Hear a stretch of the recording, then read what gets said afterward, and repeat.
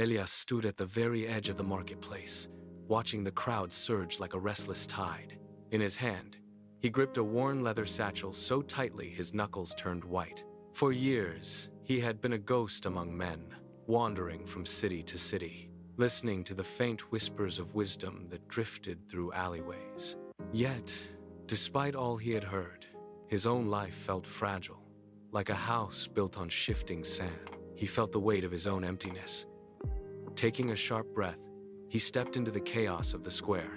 He cleared his throat, his voice trembling slightly as he made his declaration. "I seek a teacher," he announced. The world did not stop, but one man in a simple linen tunic paused. He pointed toward a quiet library. Elias followed the man's gesture, stepping away from the noise. He sat at a heavy wooden table and carefully opened a scroll of ancient teachings. The first line stared back at him like an accusation. "Let your house be a meeting place for sages." In that moment, the truth hit him. He realized he had spent his entire life avoiding those who challenged him. He had sought comfort, not wisdom. He walked out with a new resolve. He passed a neighbor known for a sharp tongue and reckless habits. Elias stopped mid-stride, remembering the warning to keep away from the wicked. He did not engage in pointless conflict. Instead, he turned his back and walked toward the home of a local scholar. The following week brought a test of his newfound path. Elias sat as a mediator in a bitter dispute. The room was charged with electricity. One merchant shouted, his face flushed with rage, waving a crumpled contract in the air. The other wept silently, clutching an empty purse. Elias felt a desperate urge to speak, to offer a quick solution just to end the discomfort. But he remembered his studies. He stayed silent. He watched their hands tremble. He noticed their shifting eyes, and the way they both avoided looking at the scales sitting idle on the table. He waited. He let the room grow heavy, with a silence so thick it felt like a physical weight.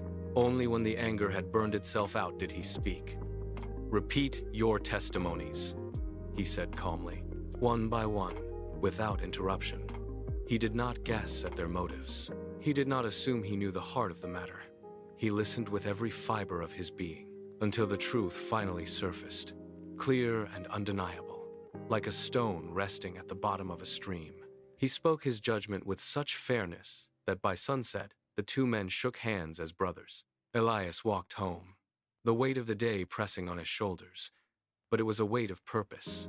He realized that justice was not found in words, but in the patient search for what is right. As he walked through the cooling evening air, he passed a beggar shivering in the shadows. Without hesitation, Elias reached into his pocket and pulled out his very last coin.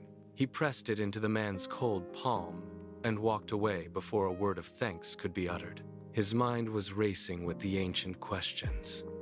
If I am not for myself, who is for me? And if I am only for myself, what am I? He understood now that every action was a seed. He stopped at his own door and took a deep breath. When a neighbor walked by, Elias did not look away. He smiled. It was a genuine, crinkling warmth that reached his eyes, and the neighbor smiled back. Elias stepped inside his home and lit a single candle, its flame steady and bright. He opened his book and set a fixed time for study, a boundary against the chaos of the world. He knew that tomorrow the cycle would begin again, but he was no longer afraid. He chose the path of honor, because he knew the world endured only through justice, truth, and peace. He closed his eyes, and the silence of the room finally felt like a sanctuary.